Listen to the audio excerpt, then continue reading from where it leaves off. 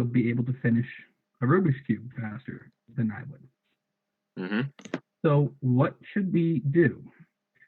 Should we have both of us do both things, or one of us do one thing and the other do the other thing?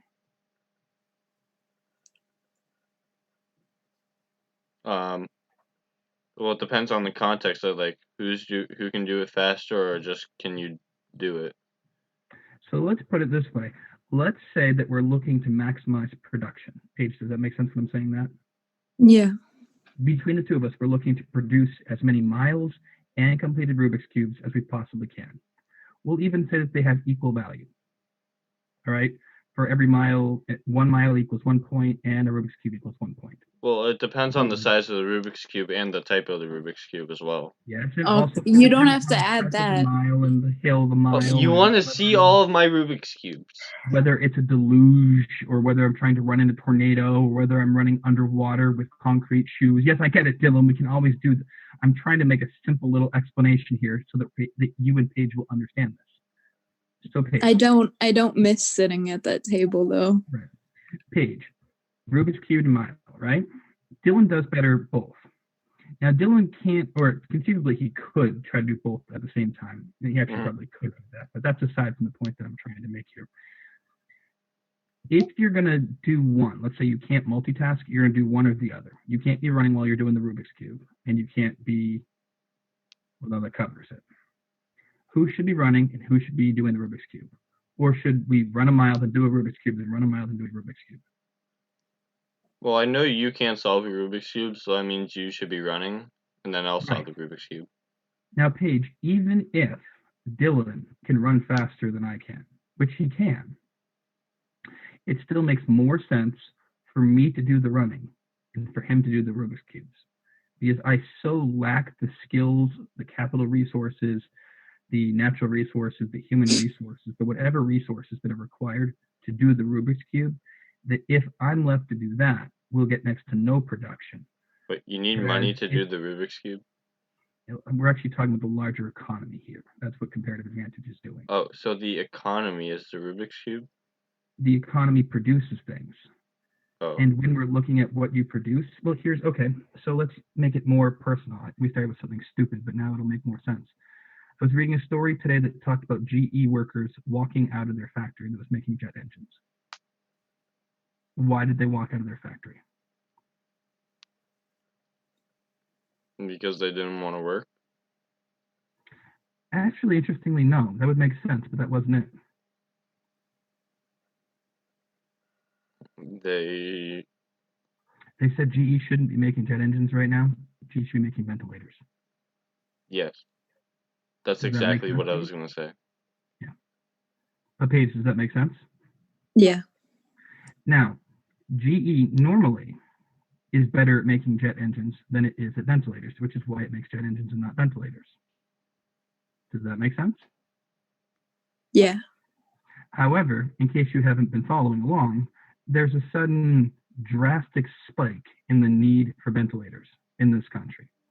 So much so that we kind of want almost everybody to be making them, even if it's not their strength. Does that make sense? Yeah.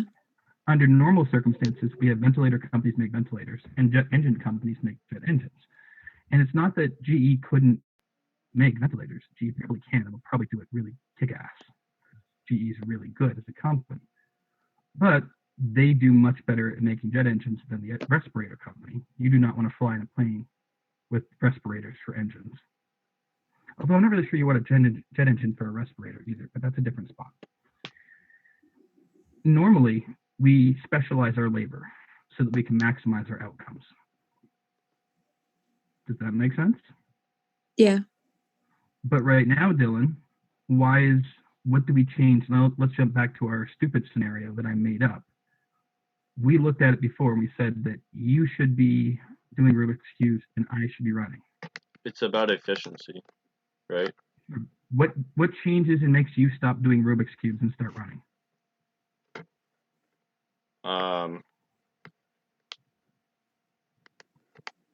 Demand. Yeah. What is the value of the points? Where I said before, a Rubik's Cube is worth one. Did I lose you guys? No. All right. Paige is in a static thing. I'm unable to see her right now. And Dylan, you're not moving either. Usually, Let me see. Oh yeah, I was just looking up the count for like the confirmed cases of coronavirus. Italy just got over 100,000 cases. We're at 777,000 cases worldwide. if suddenly we now state that running is worth 3 and Rubik's Cubes are worth 1, it's worth you starting to run, isn't it? No. Why not? Well, if it's just a normal 3x3 Rubik's Cube, I can do one of those under a minute. A mile for me takes about 7-8 minutes. So if you compare them, that's 7-8 points compared to just 3. Dylan, that's good math, and I respect that. But Paige, without the fact that he is a phenom when it comes to Rubik's Cubes aside, do you understand the scenario that I'm trying to say with specialization? Yeah. Now, let's look at manufacturing for a moment and economies pre-COVID-19 and things like that. The United States was specialized as a service-based economy, meaning we talked about in class, Dylan, I know you were there. Paige, you might not have been.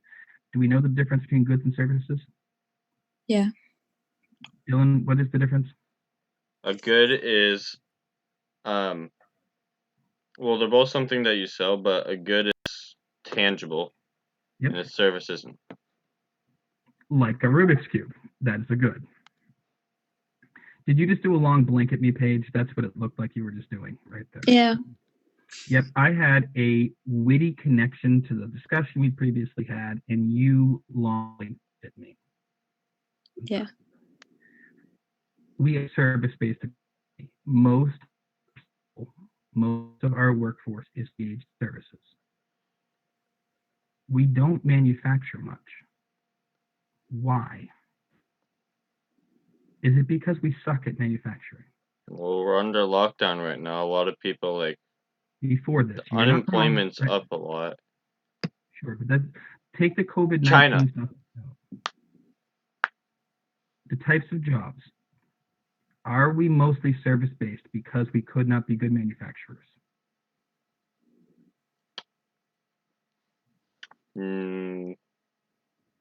I don't know the statistic for that, so I can't say. Paige, can you see the connection here between the Rubik's Cubes and the miles and what I'm talking about? Yeah. Okay. So can Dylan not run a mile?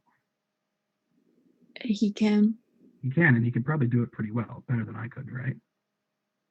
Possibly. I don't know. Yeah, no, take my word for it. Possibly. Yeah. Well, I don't know if I love that you're not either of you underestimating. run. I And mean, Dylan could I'm do it. actually not sure right now because I'm not in shape, but probably still could. Yeah. I have a shape. It's a round shape, so I'm pretty sure you could still win. I can move pretty fast for a short distance, but yeah, 50 yards. Yeah, it's kind of scary. Yeah, but again, if you're outside of 50 yards, you're good. It's like the dog hits the end of his chain, and then that's gonna be in the air 50 yards. Anyway. Except for the chain, it's just your sudden exhaustion. Yeah, Paige, it's not that he can't run; it's that he's better at the other thing. Back to our economy. It's not that we can't manufacture; it's that we can provide services better than other countries can. That's why we produce services. Does that make sense? And we leave all of the manufacturing to China. What differentiates, in many ways, our workforce from China's workforce? They have more people? Yes, but that's not enough. Sheer masses of people in and of itself doesn't say what they'd be good or bad at doing. I mean, let's not forget, Dylan, we are the third largest population on the planet. Yeah. China, India, then us. Yet we have a much higher service-based economy than Uzbekistan or Tajikistan or Liberia or Eritrea or Slovakia. I'm playing the country game again. Those are a lot of poor countries, so. That's true, but they're smaller populations. Yeah. Mm-hmm. So it's not just being rich, although that's part of it, because what often comes with being rich? A lot of people to want the money. Sure. Paige, which district did you come from before you came here?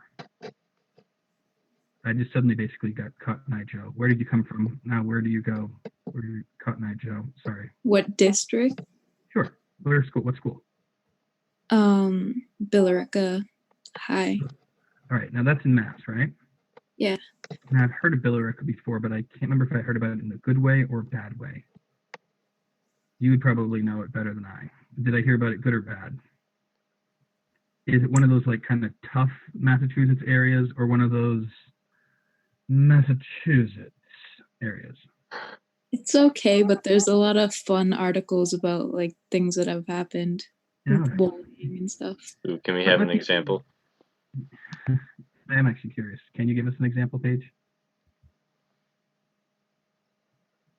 I lost her. Can you hear anything, Dylan? I cannot. She's gone. Maybe she'll come back again.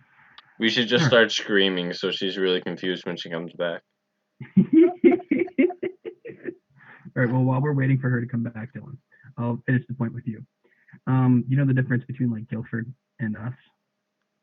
Yes, Guilford is the ghetto of New Hampshire. You know, in my mind, I'm still giving you the middle finger. Guilford is definitely not the ghetto of New Hampshire.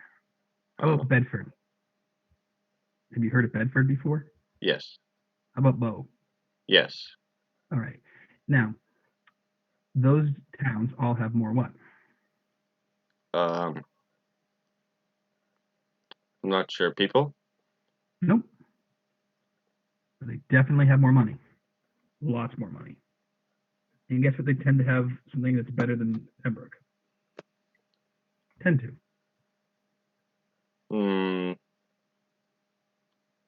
Infrastructure? Sure. Let me ask you this. Would you like to go to school in Pittsfield, high school in Pittsfield?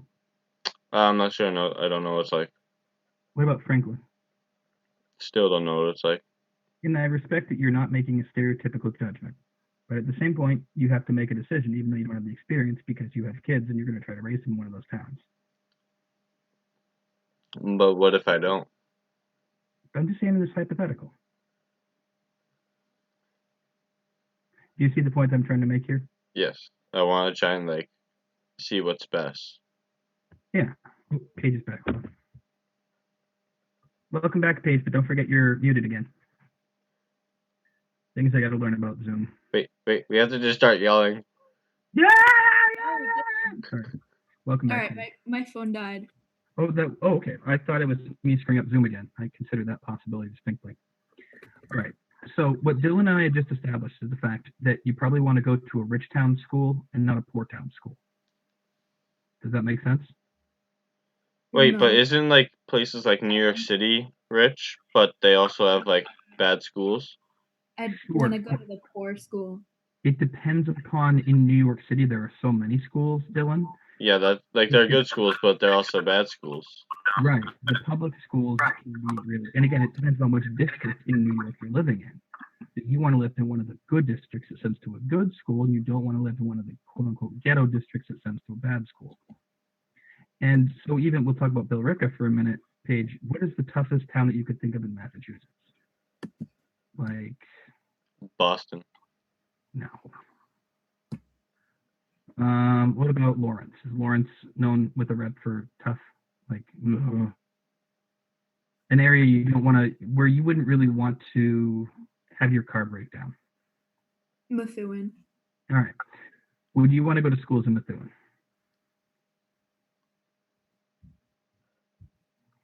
Okay, let me phrase it differently. You were in a different spot, and Dylan was in the same thing. Would you want your kids to go to school in Methuen? No. Okay. And so when you have the economic choice to be able to choose, because you have enough money to choose what town you live in, you're going to choose a town with better opportunities. And one of the key decisions that people tend to look at when they're choosing what town to live in is education. I mean, for me, from Massachusetts, I wouldn't want my car to break down in Chatham. I go there a lot, but I still wouldn't want it to break down there because there's a lot of liberals there. Oh, Dylan. Thank you, Dylan, for that point. I appreciate the insightfulness of that. I mean, it's a That's great place. Like, I go there every That's summer, but exactly just what I was looking for in this thing. What's one of the reasons to tie things back together that we have such an effective service-based economy, despite the fact of the Methuen and the Pittsfields and the liberals? Even though we don't some acknowledge places are better than others to do certain things. we have a better education system than a lot of other places in the world, than all those poor countries that I said. And so even though we have a much larger population, as a whole, our population on average is much more educated than and having much more focused skills than the average population in Uzbekistan. And also than the average population in China, contrary to what we see in testing results. Actually, China's pretty smart. Yes, certainly. In which parts? In which sections of The coastal area. in the coastal areas, in the major urbanization areas, which has not up until more recent times been the majority of their population, right? But it still is the majority of the population. Now it is, and one of the things you'll notice is that the manufacturing jobs, especially the ones where we send them out, we're not sending them to China so much anymore. They're sending them to Vietnam or to Thailand or to some other country nearby. Southeastern Asia. Where it has large amounts of population and is tremendously poor. In addition to urbanizing, China has also grown increasingly rich, and their education system has improved along with that.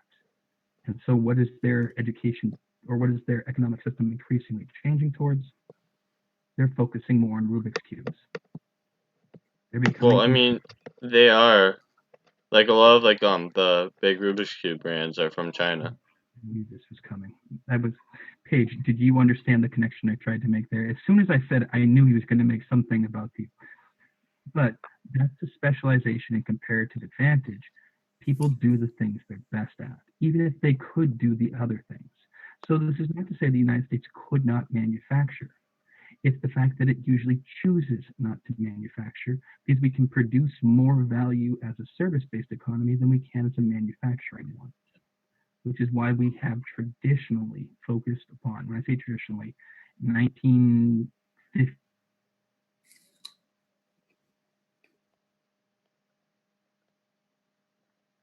Your audio's gone.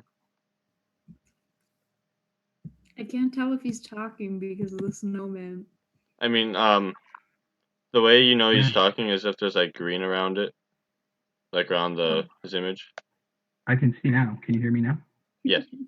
Okay, good. Yeah, I knew that I lost both of you. It's just I couldn't tell you that I lost both of you because I'd lost both of you. Yeah, that was my internet on that one. So that's what comparative advantage is, Paige. All right, we look, and Dylan, we look at the advantage we can do when compared with other people, and we do that. So even if economics is not my best thing, I might do economics if I can do it better than anybody else, even if it's not the thing that I'm best at. Does that make sense? Yep. Paige, does that make sense? Yeah. And thus, in a specialization way, when we're talking about the economy, this is why we increasingly have more and more specialization. That can be a problem. And I think Dylan was already getting to the fact of how it can be a problem. How can it be a problem? When can it be a problem? Let me go to you, Dylan. Dylan, how are these current times showing specialization can be a problem? Where we are producing certain things that we normally don't produce, like we do right now. For example? Ventilators, like you were saying earlier. All right. Let's put it this way. Let's say you're a neurosurgeon. Okay. You specialize tremendously, right? Yep. But hypothetically speaking, are you equipped to deal with triage in the ER? You cut out a little bit there. What? Are you prepared to deal with triage in the ER? Yes, because you're trained to do that. And fortunately, doctors receive all types of training, right? Yep. But can a dentist? No. Can a veterinarian? depends on what it is. And so suddenly we start looking at, you can become so specialized that at some level, your specialization made you really great at one type of thing. Now we need you to switch and do something else.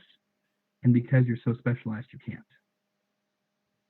Like, I hate to put it this way, but our need or use for veterinarians right now, even though they have a medical background, is very limited in a time of quarantine.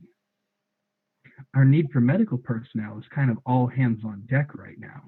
You have doctors being called and nurses being called up out of retirement. You have doctors being shifted around the country like in a forest fire. We have, again, a military vessel taking port in New York City with extra ventilators to try to deal with the crisis. I mean, literally, you're talking about allocating resources. That's from last week's topic, to try to deal with this crisis. And one of the reasons we don't have enough resources is because we are tremendously specialized. Does that make sense, Paige? Mhm. So that's one thing for it. Let me look up the other. So that was just the first of the standards that it had. The next one reads, I hope that, and I'll ask you guys after I finish, that I don't cut out while I'm reading it. International trade stems mainly from factors that confer comparative advantage, including international differences in the availability of productive resources and differences in relative prices. Did you guys hear everything I said there? I'm not saying if you understand, but did you hear it? Yeah. Thumbs up, Paige? Okay. Now, initially, if I read that, I feel like that would have been a stumper. But now I think we should be closer to understanding that, having had the first conversation.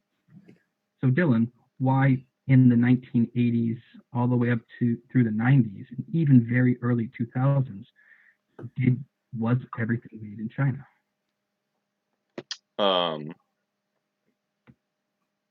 Because it was. Sure, but why? Not sure. Paige, any ideas? I mean, it's what they wanted to do. Sure, but why did they want to do that? Why not? It's not that simple. It's what we just talked about. All the miles got run in China. Why? Because there's a higher payout. Well, there was a higher payout because they had more people who didn't want to do anything other than manufacture, didn't have any other goals. So as a result, their comparative advantage was manufacturing. So we sent manufacturing jobs there. That was some of our international trade. It became easier for an American company to build a factory in China than it did to build it in the US. Does that make sense, Paige? The result was you'd have the thinkers doing all the thinking in the Apple headquarters in California, and everybody making the products in factories in China. Now, President Trump, has talked about manufacturing returning to America. And he's not wrong. What's one of the reasons that that's happening? Because China's economy is really bad right now. Not so much that it's really bad, even before that, because China's economy was shifting. Because its workforce wanted to be more service-oriented, because people didn't want to sit in factories all day. They wanted something different. And thus the comparative advantage China used to offer, cheap labor, it suddenly isn't offering so much anymore. It still has more people than anybody else on the planet, but those more people want more. So now we're shifting to Vietnam and other ones, but still thinking about it this way, that's still across the Pacific. And what a pain in the butt that is. What's one of the things that America can now do to deal with the comparative advantage of foreign cheap labor? Dylan, I see you doing it in the future. What? What do you think my future is? Well, I can't pretend to see the future, but Paige, could you picture Dylan in a programming situation? Maybe. I wanna be a mechanical engineer. All right. What is a mechanical engineer going to make? Cars. All right. But you and I should know now that the cars you're going to be making are going to probably be autonomous cars, right? Yes. Which And flying cars. Sure. Which makes, essentially, you're making robots. Yes, unless I use magnetic levitation. You can't see me face palm if I turn my video off, but I definitely just face palmed. Paige, how much do you have to pay a robot per hour as of now? What? What's the minimum wage for a robot as of right now? Well, are they self-aware or are they not self-aware? Dylan, shut up. They're not getting paid. Exactly. Do you know what's cheaper than a Chinese worker? This is not some racist joke. Someone in Africa. A robot. Chill out. Does that make sense? So we figure in this case, why make a factory all the way in another country now if we can actually use our skills that people want to do to manufacture it here, but without having to make our workforce actually do it? So as we are increasingly automated, we might be able to offer the comparative advantage of manufacturing from the world. But it's not really because our factories are full of minimum wage American workers. Our factories are going to be slightly populated by brilliant Rubik's Cube fixing mad car makers and a hell of a lot of robots who will one day take over the world. That's how it all starts. I mean, like, we were just, like, making some innocent robots to work for us. Next thing you know, we're working for them. Do you know why does the Middle East have as much power today, Paige, as it does, despite the fact that it is one of the more undereducated countries or like regions in the world, and it is tremendously conflict driven, not just because of the reason that I'm going to be talking about. What is their comparative advantage? Oil. Thank you, Paige. Does that make sense, Paige? Yeah. You have oil. And up until recent times, that's made us dependent upon them. Now, international economics can change. But don't we have oil in Texas and Pennsylvania? What's fracking, Dylan? Do you know what fracking is? Yes. What is it? It's a way to get oil by digging in the ground. Sure, but if you're digging, I like to think of it, here's the analogy I'm using. Dylan, correct me if I'm wrong. Paige, are you familiar with fracking? What'd you say? Fracking? Are you familiar with fracking? Fracking? Yeah. It's a bad word in Battlestar Galactica. And otherwise you've probably heard of it, but do you know what it is? No. Okay. The process of injecting liquid at high pressure into subterranean rocks, boreholes, etc., so as to force open existing fissures and extract oil or gas. So pretty much what you're just doing is just spraying a liquid to open up the rocks. A little bit. Think of it this way. Most oil has been, in the way that we have done it, and the way the Middle East can do it, is we stick a straw into the ground. And then there's a giant Capri Sun packet full of oil that we can just sip out of. Now, we sipped most of the oil out of... What? Respect the pouch. Can you hear me now? No, I'm saying... When you said Capri Sun, I just said, like, their catchphrase, respect the pouch. I hate you. I thought you were saying respective ouch. I hate you. Paige, you know what a Capri Sun is. And yeah. You respect the pouch. What if there was a sponge inside the Capri Sun? If there was a what? A sponge. A sponge? Mm-hmm. You could stick the straw in, but you wouldn't be able to just drink, would you? Well, you could just squeeze it and then the liquid would come out of the sponge and then you can drink it. Yeah, exactly. But in the meantime, until I figured out some process to squeeze the sponge, I wouldn't get anything out, right? Well, the way a sponge works is that if, depending on how much liquid is in it, it'll just like Dylan, I drain out. can mute you. Does that make sense? Yeah. Okay. Now, Dylan, in simple terms, what is fracking doing? You're just sucking out the liquid. Yeah, but from rock or sponge-like material that we normally couldn't. So it's a process that makes all of these spongy rocks that are holding all that oil that we couldn't get at before. But isn't oil just kind of like stored in like a kind of like a vein, like it's just It open had, area. right. Yes, Dylan, you're right. In the Middle East in particular. Oh, What we've discovered is that it's also in all of the area, the dirt, the rock, the sediment around the vein. And we've now figured out through this process. Oh, you lost. Oh, there it is. We figured out through the fracking process how to get that rock to give us the oil that it's holding as well. Does that make sense? I mean, in simplified terms, I couldn't do it. The important thing about it, Paige, is that whereas before we were entirely dependent upon the massive oil Capri Sun in the Middle East, changes in technology have given us a comparative advantage here. And now suddenly that shifts the entire international trade scheme. And if you look at the stock market collapse that we saw before we all left, there was a small little hiccup. It had very little to do with COVID-19, a little bit, but it had a lot more to do with the fact that Saudi Arabia was used to being the king in the international economy because it was the only source of a straw. And as we have weaned ourselves off of the teat of Saudi Arabia, now there's and another become straw. independent, now they don't wield the same power. And they got really pissed off when people wouldn't listen to them. They decided to screw the entire economy up for a day or two by changing oil prices. Does that make sense? So once again, specialization and comparative advantage can affect all sorts of things. Now I'll pick one more. And by the way, before I do that, you guys understand why we're here and why you are doing this and how it benefits you, in addition to hearing me talk about the teat of Saudi Arabia and Dylan with the Rubik's Cube. Why are we here?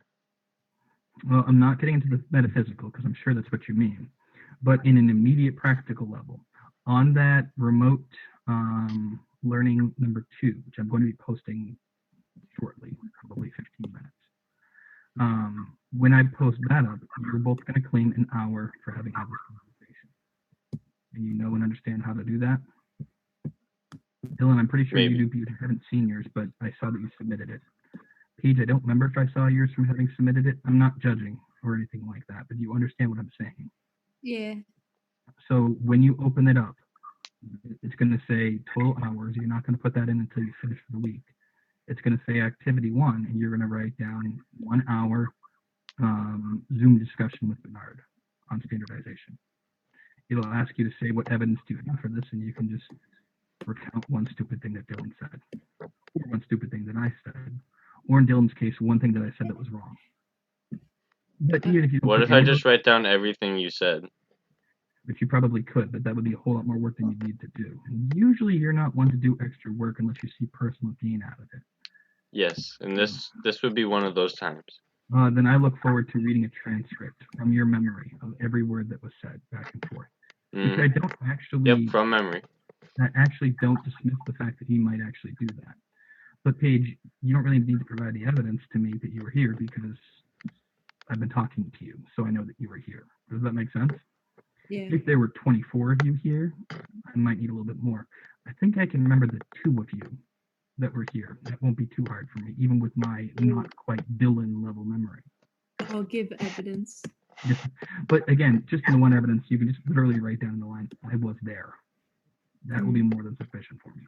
You could also write Dylan was annoying. No, that That's doesn't actually prove exactly what anything. I was gonna write, actually. Oh, is it? Yeah, see, that doesn't actually prove that you were there. I guess it does, because that means you knew that Dylan was there. But otherwise, you were stating something that everybody already knew. Dylan was proving Bernard wrong. Still something that everybody would have expected if they knew the fact that Dylan was there. All right, so both of you know how to get credit for the work that you've done in putting up with my bad jokes and Dylan's many inane. No, you're good. Putting up with Dylan's a lot. Yes, it is. Honestly, it's hard for me to do it myself.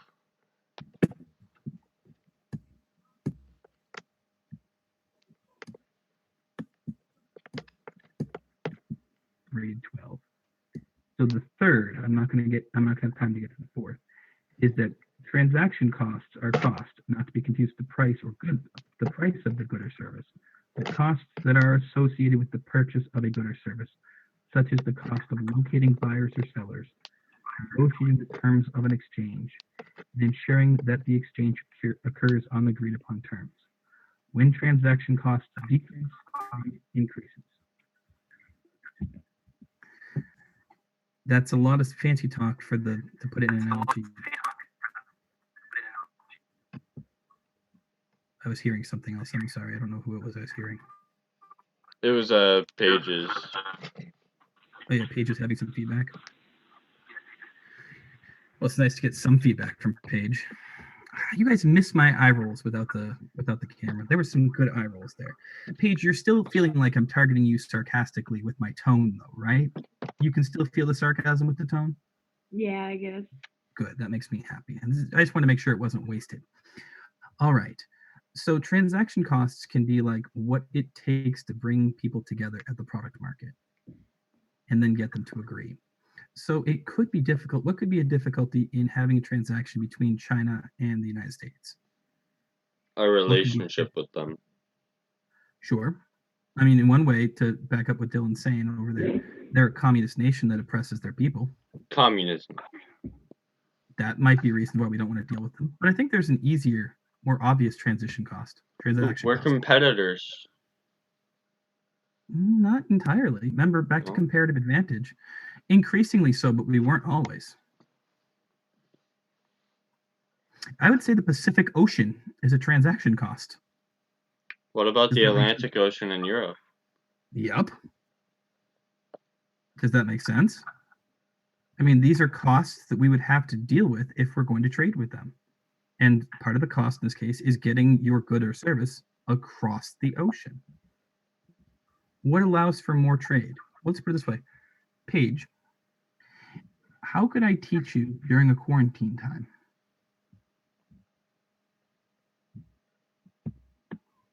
I don't know.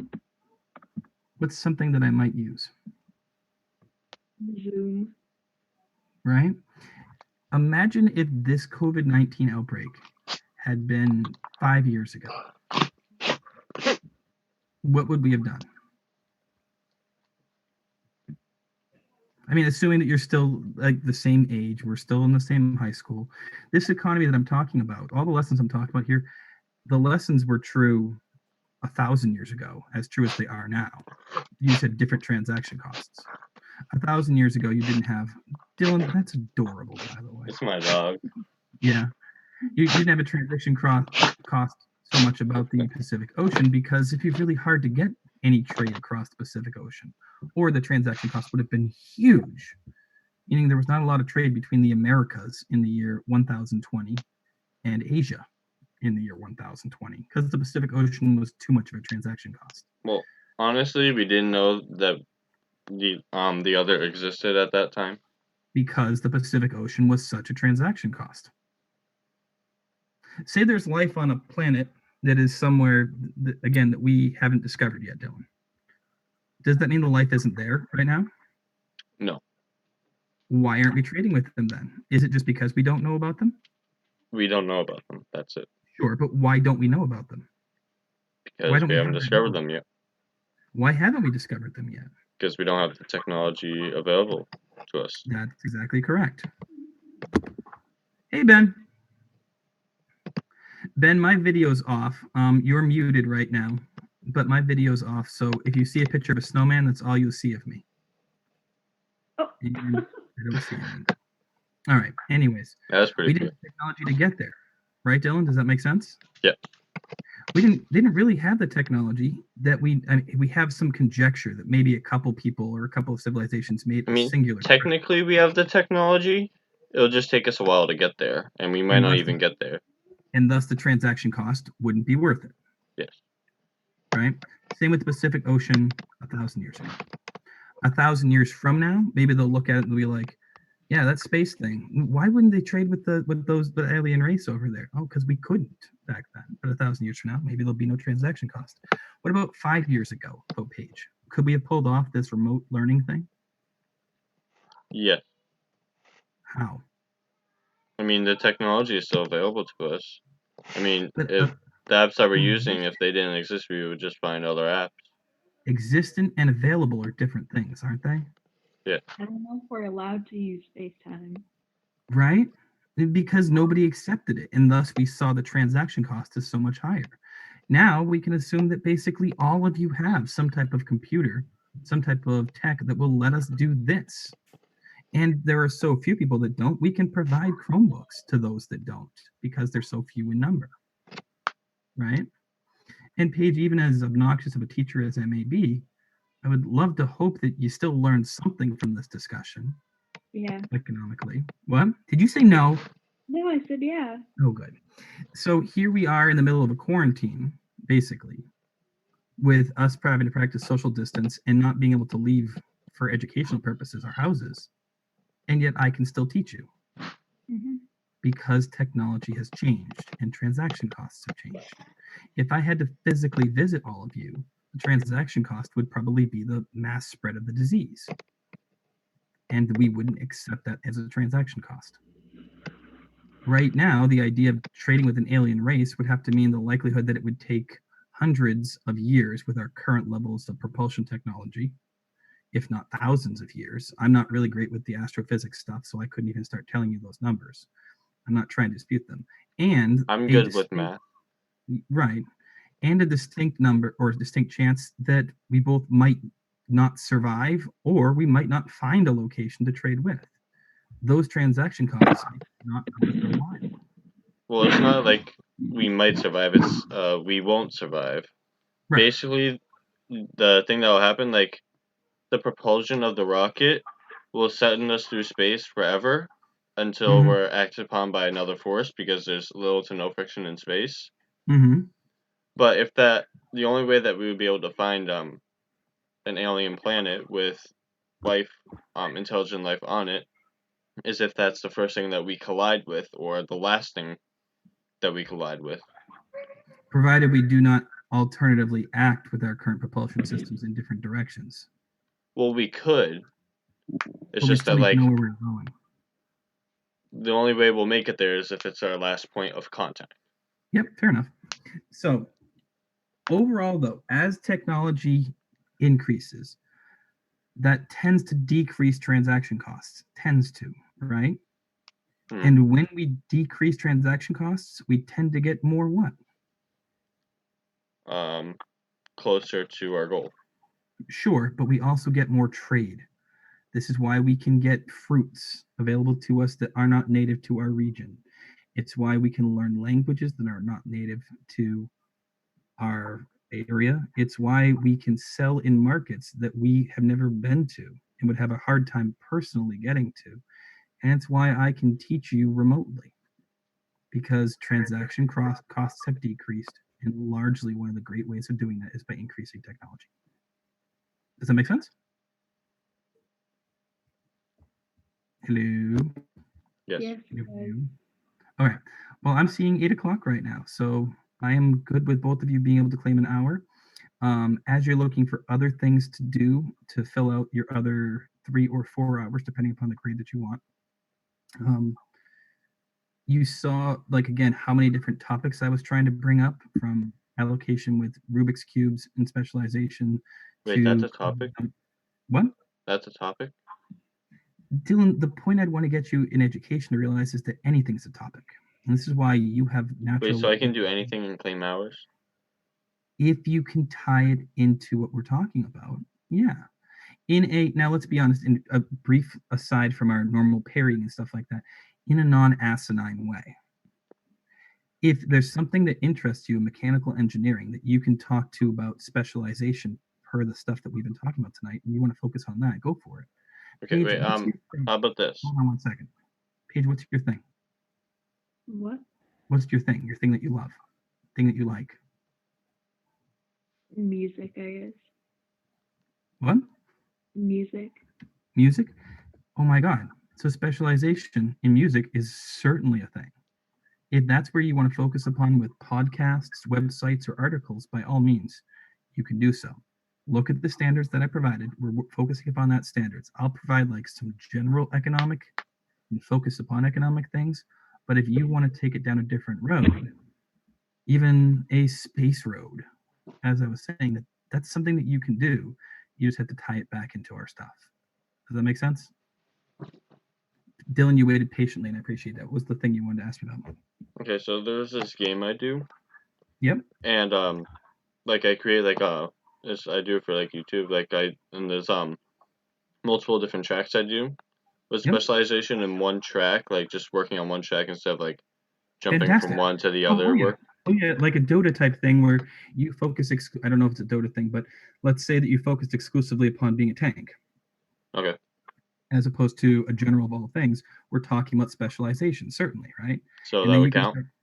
Yeah, definitely. But you have to talk about the economics of specializing, and the economics can be like, what is the value of having a really great tank on your team, and how can that be a downside? Like, for example, if you're that really great Well, it's tank, a distraction so other people can deal damage.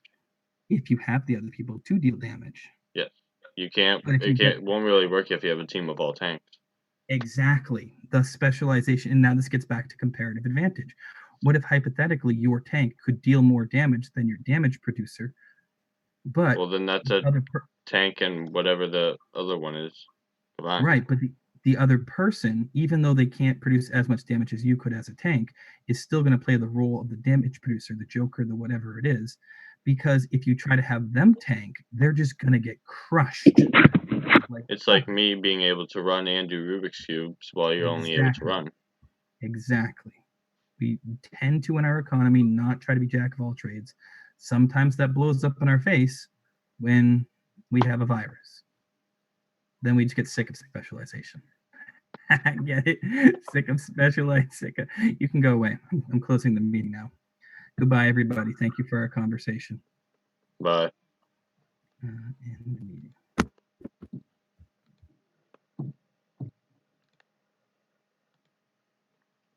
well, I hope you all enjoyed that. Please don't forget to like and subscribe. My Discord server is going to be in the description below. That's for now. I'm just going to sign off. Bye, everybody.